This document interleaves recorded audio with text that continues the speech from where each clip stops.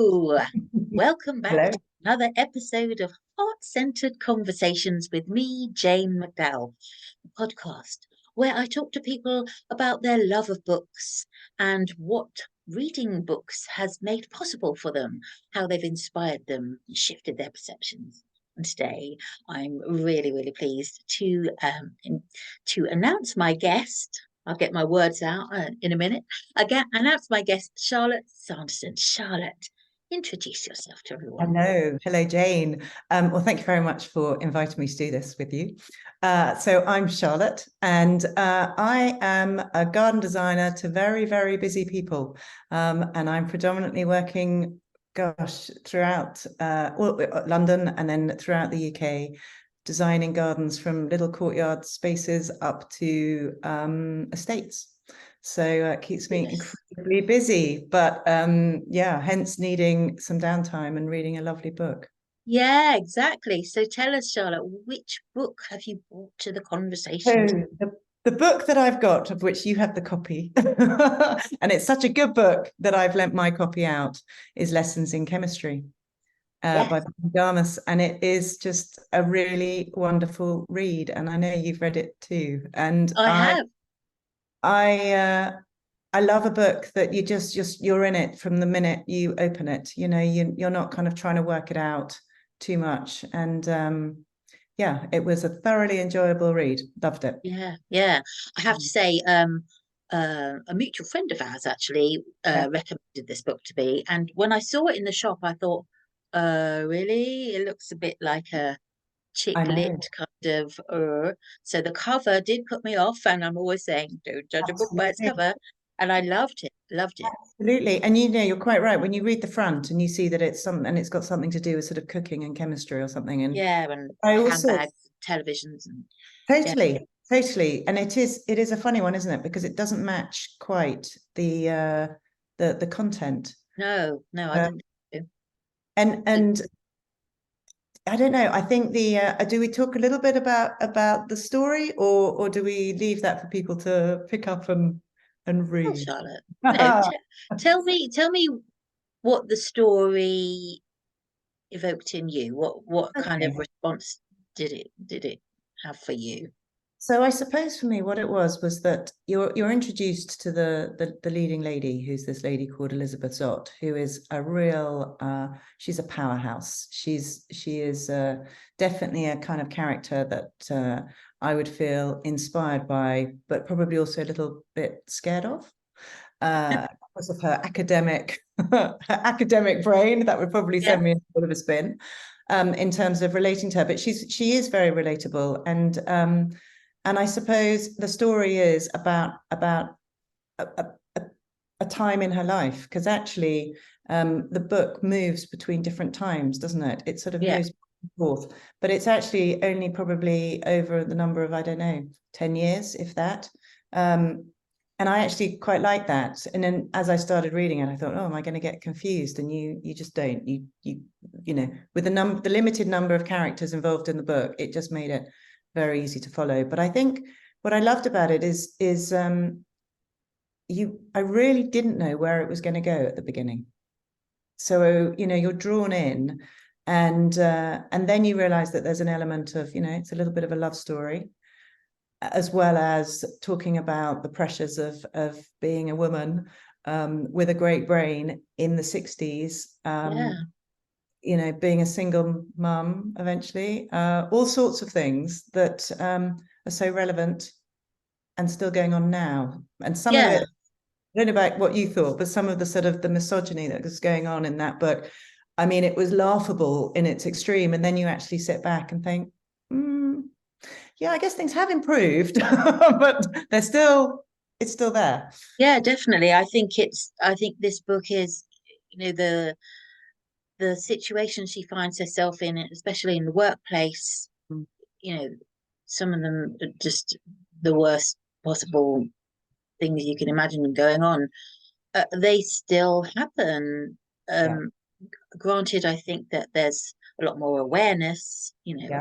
It made me think about when I first started working, Mm, kind of similar age, I think. So, yes. and it's that idea that if you were female or a woman, that if you were in a workplace, you were there as kind of some kind of decoration, Absolutely.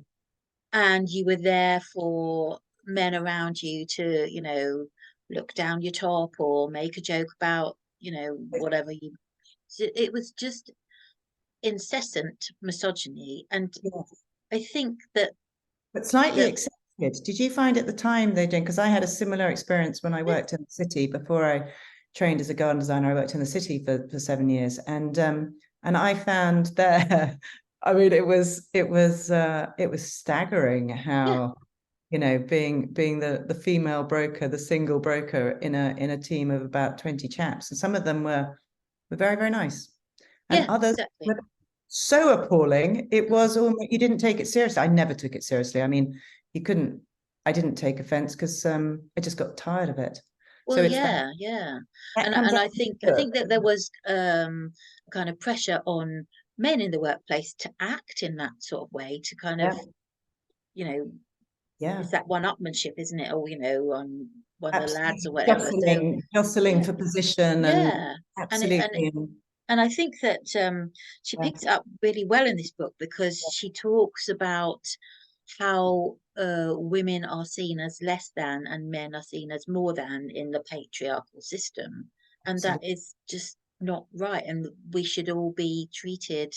I think she says at one point, why don't we all treat each other as as fellow beings? And Because we're all different. yeah, Whether, I mean, exactly. whether you're male, female, or all the other things in between, Yeah, as exactly. well as it is just because I don't want to be treated. I don't know about you, I don't want to be treated the same as a man, as Yeah, in because I'm not a man, but treat me fairly, as it were. Treat everybody as they are. Yeah. yeah, definitely, definitely. And I think it's really well brought out in this book.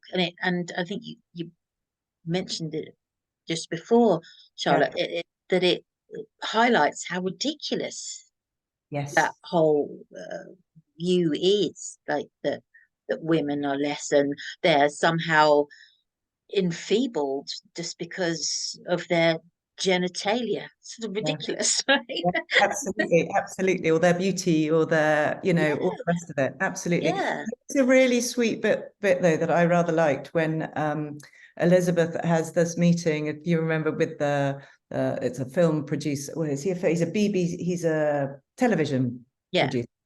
Uh, TV. over the stuff to do with their daughters, and I love the way that he is just like, wow, and blown away by her, and not in a, he clearly does think she's gorgeous, but he's not, he is treating her in a totally appropriate way, whilst totally appreciating her, Yeah, which I think is great.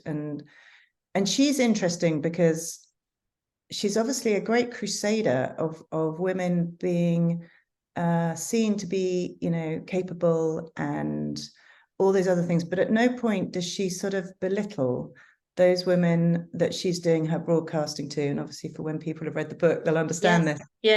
yeah, That somehow in their decision, or in the way they've, their life has gone, that they are homemakers looking after the family. It's a serious job. Take it seriously. And I think for me, that very much was something that, whilst I work, and I know you work, and we're all working, if people decide that they want to, have children and raise their kids and not work, that's great too. You know what I mean? It shouldn't absolutely, yeah. because it is a job in itself. So Yeah, well, it should all be down to choice, shouldn't it? We should be able to choose to live the lives that we want or need to, without any judgment from other people. totally. So, but it's all of these sort of themes which sound quite heavy. It is really entertaining, isn't it? It is, yeah, It, yeah. it is. And there's a dog in it, so it's Oh just my got. God, yes, the dog. The Yeah. dog. What I loved about the Yeah. dog was a real mouthpiece for, um, Yes, you know, looking at patriarchy from outside, and absolutely. recognizing how absurd the whole Yeah. system is. the Yes. whole way of thinking. You're absolutely right. Yeah. Eye on the wall kind of thing. Yeah. Yeah, absolutely. And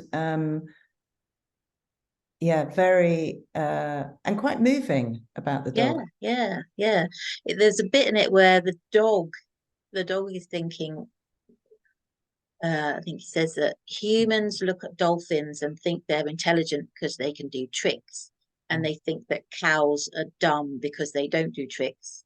Yeah. But in his eyes, the cows were the ones who were more intelligent because they weren't doing the tricks. Exactly. They weren't the clowns, the entertainers. Yeah. Yeah, that's true. Yeah. And it put me in mind of Yeah. another book that I read that I just absolutely adored. It's called Ways of Being. I can't for the life Okay. remember who wrote it right now, but I will put Yeah. it in the information about the podcast. Yeah. And it looks at what human beings have traditionally perceived as intelligent life forms, Yes. and it opens up your perception as to what is intelligent, what makes something intelligent. Yeah. And actually, when you think about humans and what Oh, a tiny little blip we are in the whole history of this planet. no, we are a nanosecond. I mean, if that, Yeah, I know, we exactly. really are. We really are. Absolutely. Yeah, That's a great book. Oh, okay. I might have yeah. to It is really good. It's not have a novel. It's kind of looks at it's more but factual, but very interesting. And funnily enough, my son about 2 years ago started watching, I think from YouTube, all as in where we came in, in the history of time and everything else. And he wasn't initially, he was a bit like, oh, all right then, as we all can get, you get a little bit like, God, what's the point? Well, what's it all about? We're here at least to some kind of existential crisis. Yeah, and I had one of those moments of gosh, okay, yes, well, it was then sort of saying, absolutely, we might only be here for seconds of the universe, but let's make the most of it. Let's have a lot of fun on the way. Let's make every day count, kind of thing. I probably sound fun at which point probably glazed over, but it is true, isn't it? Yeah, totally. So with this book, did it make you see things differently in your own work life? Obviously, you run your own business, Charlotte, so you're not subject to any of the misogyny directly from your Oh, work I had colleagues. a few interesting clients. Yeah. No, dare I say that? No, they're all fabulous. So it did touch on some things, because what I liked is she does. I mean, I'm challenged with this all the time, but she does carve out time to put herself first with with her rowing. That's something that she's identified as being really, her special place. And it's hard for her to do it. And she makes it happen. And I know, obviously, she's a character in a book and things all kind of fused together, but, she is having a tough time. But I thought that was a really interesting thing, because it is hard to do that when you're flat. You've got clients demanding, you've got children demanding, you've got all sorts of things going on. And I think it was a good reminder. And actually, before we set up now, I kind of did a quick, went through again, and it just reminded me. It was like, yeah, I wouldn't say, there is this conversation we all have about the work-life balance. And it's a constant work in progress for me. I'm building my business. And so I have, moments where I forget to even drink a glass of water, and I almost have a sign up. And I suppose when you're passionate about something, as I am, you are, and she is in the book, you can just get a bit buried by it and forget yourself. And so I thought that was something that I would take away, definitely. But so have you taken up rowing, Charlotte? Yeah, I know. Funny enough, I was with a rower at the beginning of this week. No, it did remind me, actually, when I was at uni, I did apply to the college rowing team, and I when I realised that it was a 5 a.m. start, I declined there. Yeah, that's the thing. Yeah, but it's But it is that, you know what I mean? It is just finding that thing, and it that will, whether it is, you know, yoga or sports or picking up a book or just the time of day. And I loved the quote that she gives, which is the you know, now children set the table, or set the table, children, your mother needs a moment to herself. Yeah, that's right. Loved it. I just Yeah, love that. I yeah, thought I might even just because important. yeah. And So, also feeding into that idea that you don't have to do everything yourself. There are other people around you who absolutely. who can do stuff. You can delegate, because we, especially as business owners, we kind of think, oh, I have to do everything myself. Um, and Absolutely. really learning how to delegate and trust other people to do what needs to be done Yeah. is a skill in itself, isn't it? Well, I suppose it's the thing about the whole being the leader, isn't it? And she, when she was working within, as in Elizabeth Zott, when she's working within the pharmaceutical or whatever the business was that she was in as a chemist, it, you know, she was such a leader, but no, it wasn't the time when people would follow a female in what they were doing, and then put her in front of, you know, the screen, and she becomes this amazing. Everybody is just like, wow, you know, we Yeah, want what she's doing. So I think even though she was just being herself, yeah. she Well, that was the wasn't beauty of it. complicating. Yeah, And she was being herself, and the TV producers wanted her to be someone else. absolutely, yeah, I love that the whole audience just took her as she was and loved her for it. really authentic. Yeah. Uh, and there's And a that's we look, another thing though, isn't it? Another theme, I suppose, from it is that if it feels so outside our comfort zones, there's trying new things, isn't there? But then there's also where you're trying to really change your personality, say, to fit into things. And often things don't work. I've had experiences of that when I've sat with different clients. I'm trying to bend so much to their wish, and then you sort of realize that actually you're not going to serve them. yeah, Trying to fit completely to what. yeah, So that, yeah, that it's funny, isn't it? Yeah, thinking about that. yeah, yeah. It's a really good reminder that as much as we want to help everyone, we can't, and we're not matched to work with everyone, and that's okay. So, you know, when you're sat in front of a potential client who keeps pushing, pushing, pushing, actually you get to a point where this isn't what I do. So, Where neither of you are serving, yes, yes, and you're not serving them in the best way that you could, and that there'll be somebody else out there yeah. who yeah. This is very topical for me right now, but Oh, okay. Curious. no, so it is. It's quite interesting reflecting that on the book though, and how, you know, she does stay true to herself. Integrity for me is so important. Yeah, definitely. Yeah. Well, But cool. So tell me, Charlotte, are you reading anything at the moment? you know, the awful thing is I have a pile of books by my bed. Is that awful? It's awful because they sit there.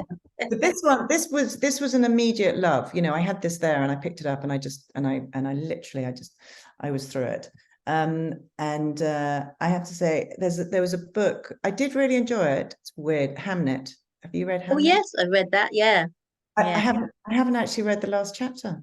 I don't know what happened. Oh, It's still there. I kind of read it and slightly, it wasn't like this book. It just didn't flow for me in the same in quite the same way.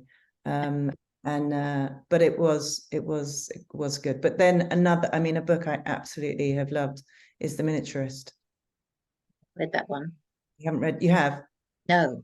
Oh, that flows like this, different, very different, set in the Netherlands in the sort of 18 somethings, but Wow.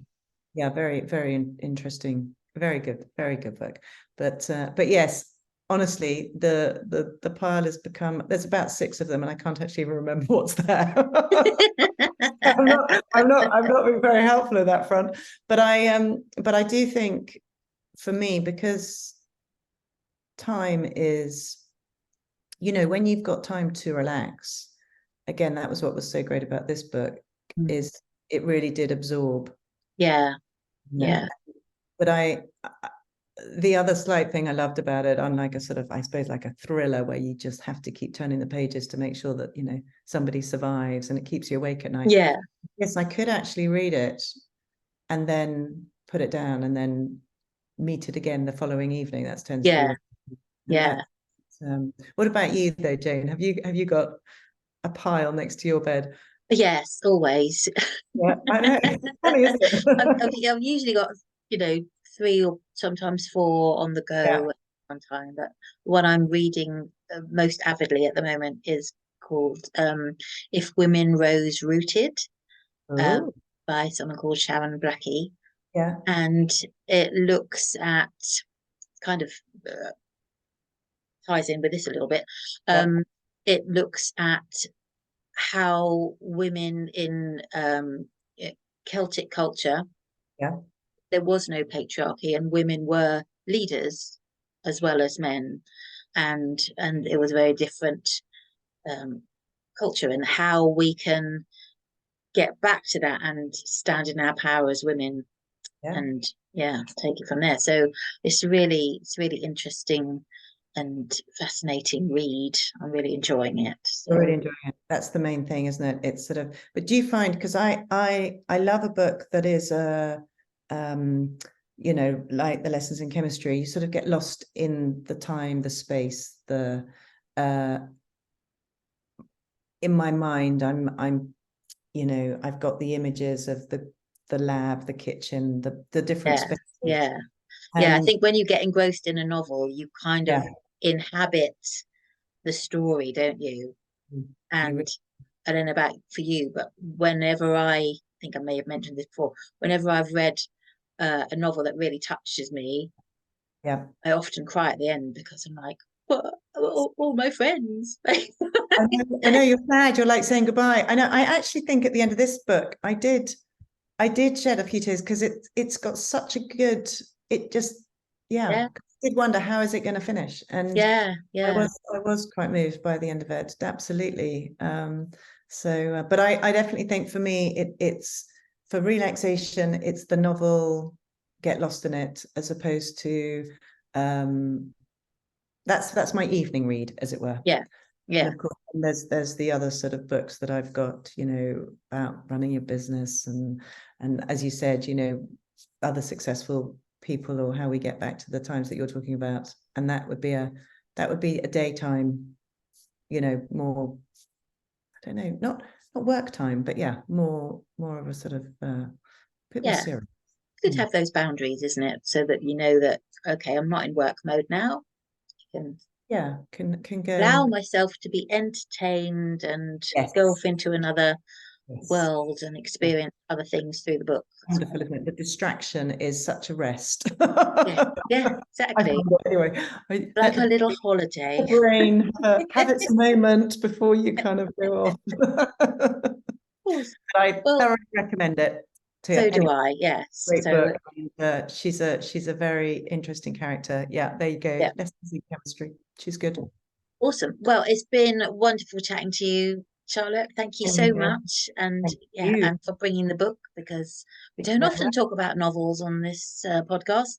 So No, I'm there you go. pleased much I that we brought have. the tone down. Yeah, you haven't. You've broken the mold. I love it. Well, it's Okay. all right, Yeah, Jane. Thank you so much wonderful. for having Thanks for me. watching, everyone. And remember to like and subscribe. And I will see you in the next episode. Bye. Bye. Bye.